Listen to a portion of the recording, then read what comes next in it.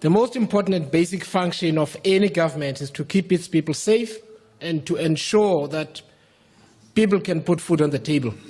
Sadly, too many South Africans go to bed hungry and have little or no hope that this will not be the case the following day. For a country of South Africa's natural wealth, this should not be the case. I note, Honourable Ministers, that notwithstanding, the department's budget has been cut again, which is a demoralizing blow to the small farmers and landowners who work hard every day to make a living off the land. It is also a blow to the long-standing obligation to deliver land justice to historically dispossessed South Africans. I am also aware that this budget vote was formulated by the previous administration, so I'm going to focus on a frame I believe is important if we are to have social and economic justice as instructed by our Constitution. 3 things need to be done by the department in both its current and new form to ensure that South Africans in both rural and urban settings live prosperous and dignified lives. Firstly, spatial planning and justice, especially in rural areas.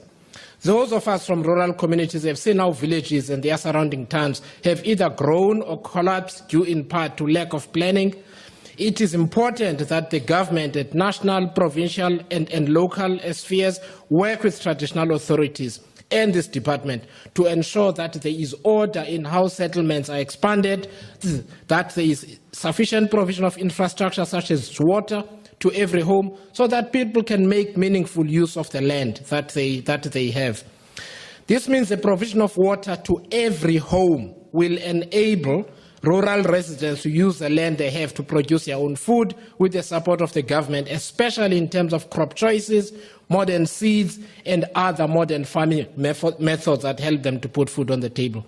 We also need to prioritize land restitution to bring certainty to all South Africans. We are not helping ourselves as a country when we continue to drag our feet, mismanage and underfund land restitution.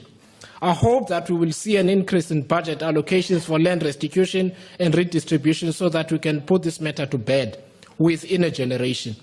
The final point I want to make, Honourable Ministers, is that South Africa is urbanizing at a very rapid rate. We can no longer say that we are surprised.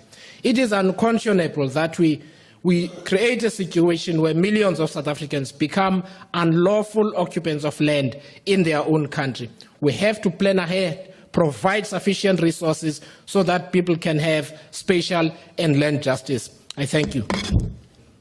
Thank you, Honourable Member.